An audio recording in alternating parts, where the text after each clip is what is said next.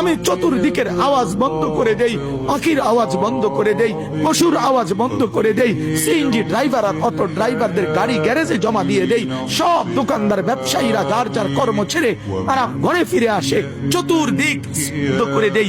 আল্লাহ বলেন তুমি ঘুমাবা বলে, তুমি ঘুমাবা বলে, তুমি ঘুমাবা বলে তোমার জন্য আমি দু চোখে ঘুম পাড়িয়ে দেই। তোমারে আমি মাথা ব্যথা দেই নাই, তোমারে আমি জ্বর দেই নাই, সর্দি দেই নাই।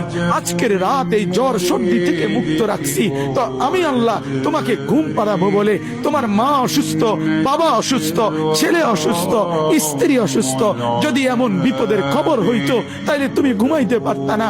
যদি তোমার পায়ে ব্যথা হইতো, আমি 2 মাস বহু রাতকে রাত আরামসে ঘুমাইতে পারি নাই, আমার পা ভাঙে গেছিল, আমি রাতকে রাত অঝরে কাঁদতাম, আল্লাহ তুমি আমার শিফা করে দাও, সুস্থ করে দাও। তাহলে আমার বন্ধু আল্লাহ বলে বান্দা তুমি ঘুমাবার জন্য আমি রাত বানালাম, আওয়াজ স্তব্ধ করলাম, দু চোখে ঘুম পাড়িয়ে দিলাম। তুমি দেখো না বান্দা, চতুর্দিকে খাট পাওয়া যায় বাজারে, আলম পাওয়া যায়, লেফ পাওয়া যায়, তোষক পাওয়া যায়, সব তো বাজারে পাওয়া যায়, কিন্তু 2 চোখের ঘুম তো বাজারে পাওয়া যায় না।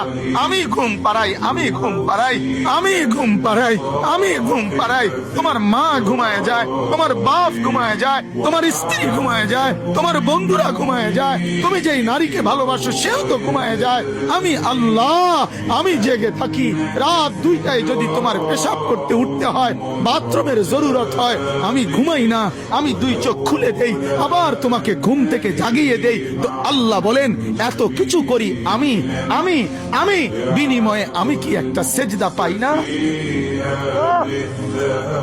এই নাফরমান সন্তান, এই মুসলমানের ছেলেরা যারা ঢুকছো এখন, বলো তুমি মুসলমানের বাচ্চা কিনা? মুসলমানের বাচ্চা যদি হয়ে থাকো, কেন সেজদা করলে না? কেন 1 প্যাকেট বিরিয়ানি খাইতে আসলা? কেন আসলা বেটা? লজ্জা লাগলো না বেটা? এই বেটারা কেন ঢুকলি বেটা? নির্লজ্জরা ঢুকলি কেন?